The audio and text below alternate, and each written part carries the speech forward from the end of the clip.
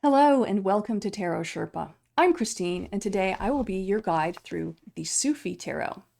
Sufi Tarot is written by Ayeda Husain, who is a journalist with a double master's in journalism and Near Eastern Studies from New York University. She is originally from Lahore, Pakistan, and is now a teacher and a guide in the Inayatiyya, which is an organization dedicated to Universal Sufism. So she teaches meditation and chanting, philosophy, with an emphasis on Rumi's poetry, which she uses in this deck. So she has a very interesting background when it comes to bringing that to tarot. So let's go ahead and... So in the box, lovely two-piece box, published by Hay House in 2022. You get a nice guidebook and a 78 card tarot deck.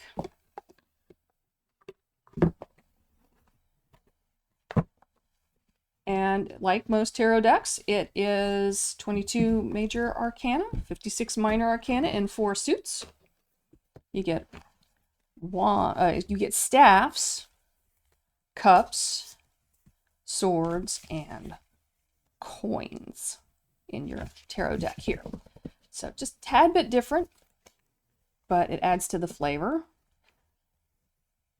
There are 2 different artists for this tarot deck, and you can kind of see that there's a couple of different artistic styles going on here, but they're actually rather harmonious, so it's not a jarring effect. So you have Hassaan Aftab of Lahore, Pakistan, who's a freelance artist who works in advertising, and he's the head of digital design at BBDO, Pakistan, graduated from the National College of Arts in Lahore. And then, so I'm betting that we've got our miniature paintings kind of here, our shahs are going to be probably from Hassaan. That's my bet. And then also originally from Lahore, Pakistan, is Momina Khan, who is now working in Dubai as the art director at LION. And she's also a graduate of the National College of Arts in Lahore. So I think we've got a couple of different art styles here, and I'll pick on that a little bit more when we look at the cards individually. But like I said, they're harmonious. It doesn't jar a reading at all, in my opinion. So you also get a nice little booklet or book. I think it counts as a book, even though it's card-sized. But the book is 174 pages.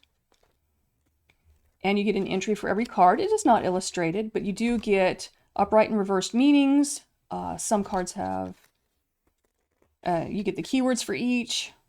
And then you get this really interesting perspective. And she does include a lot of the Sufi perspective, and she'll include some quotes from Sufi scholars, from Rumi's poetry. She'll include points of contemplation and points of affirmation, which is really, really cool to have in the tarot, because this is really fabulous for self-reflection or to help somebody else with their self-reflection. Contemplations. What is my relationship with change? That's an excellent question to ask oneself. So it does have a nice introduction, a little bit about using the deck, got some spreads, and then the cards. So yes, let's go ahead and look at the cards.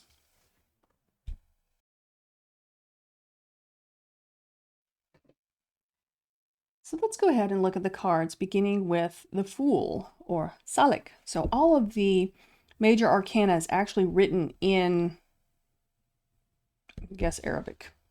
That's my guess. Except for this one, which is the Alchemist, which one can certainly derive from the definition of the magician. Murshida, High Priestess. Shabanu, Empress. Sultan, Emperor.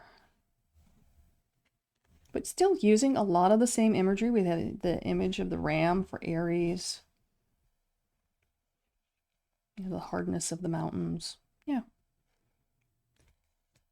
Pir, High Priest. Ashikan, the lovers. The idea of the guardian angel here, spirit watching over them. Wa'ali, chariot.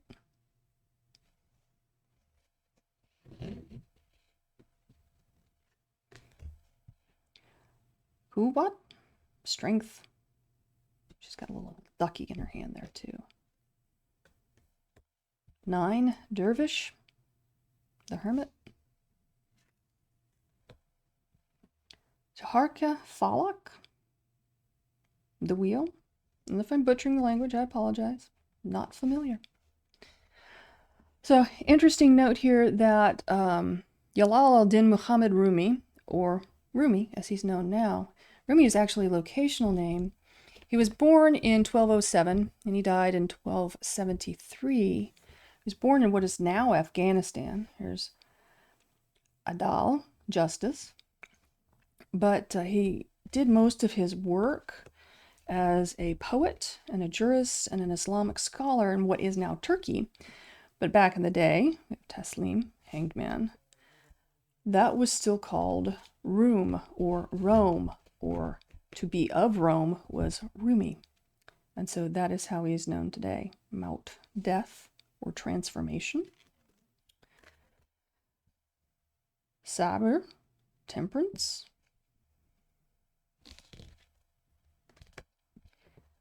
Nafs, death.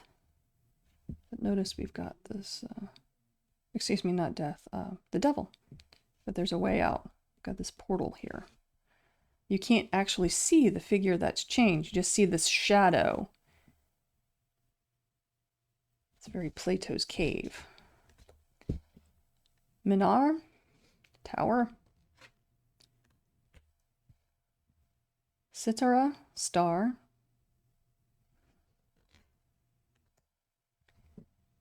Kamar, moon. Kind of see the wolves there in the foreground. It's a little hard to see on camera, but they're there. Shams, sun. Mizan, judgment. And Dunya, the world. Okay, now we're going to move on to staffs. The Ace of Staffs. 2, 3, 4 of staffs, 5 of staffs, 6 of staffs, 7 of staffs, 8 of staffs, 9 of staffs, 10 of staffs, the Daughter of Staffs, the Son of Staffs, the Malika of Staffs, and the Shah of Staffs. We will now move on to Cups with the Ace of Cups. 2 of Cups, 3 of Cups, 4 of Cups, 5 of Cups, 6 of Cups, 7 of Cups, 8 of Cups, 9 of Cups, 10 of Cups,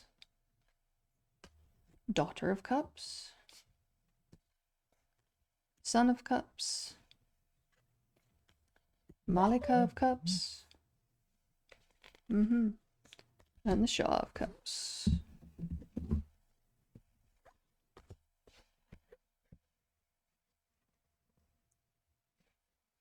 Suit of Swords, beginning with the Ace of Swords. 2 of Swords. The 2 of Swords are actually in her path here. 3 of Swords. Four of Swords, Five of Swords, Six of Swords, Seven of Swords, Eight of Swords, Nine of Swords, Ten of Swords, Daughter of Swords, Son of Swords, Malika of Swords, and the Shah of Swords. And finally, we move on to coins with the Ace of Coins, Two of Coins. I love this card. I love the sense of motion that all of the background gives. Three of Coins, Four of Coins, Five of Coins, Six of Coins, Seven of Coins, Eight of Coins. I like that the dervish is working to the beat that the workman is tapping out. It's very interesting. Very cool. Nine of Coins, Ten of Coins, Daughter of Coins, Son of Coins, Malika of Coins, and the Shah of Coins.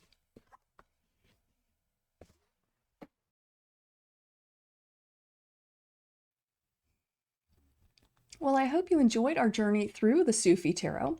Roses and thorns for this deck. I thought this deck was extremely well executed, and so I have no thorns for this deck. 100% roses. I was a little hesitant to get this deck at first because I thought, well, you know, I've got a master's degree in world history and I've studied world religion, and I was familiar nominally with Rumi and his work. And I thought, well, how is that really going to connect to tarot? But just from the artwork that I could see on the internet, I mean, it's really, really beautifully fluid. And I thought, well, let me give it a shot. And I'm so very glad that I did, because I really feel that Ayeda Husain's writing and the work that was put into this really opens up some really fascinating avenues that you can go down with tarot, and it gets into it really does get into the universal philosophy, something that anybody can tap into. A lot of the artwork kind of taps into the Middle Eastern and African world, where Rumi may be more popular as having been a Muslim scholar, an Islamic scholar, but the truths that they do put in there are really very universal and really applicable to any practice that somebody may be using for self-reflection. So I highly recommend this deck. It's really very, very well done. If you enjoyed this video, please hit like. If you like this type of content, please subscribe. It's totally free, and you can listen to me rabbit on about tarot all the time. Or at least you can find me a little bit easier. All right. I'm going to follow this up with a reading. I'm going to use one of the spreads that Ayeda has in her book, and I hope that you will join me in that video. So, thank you for watching. Bye for now.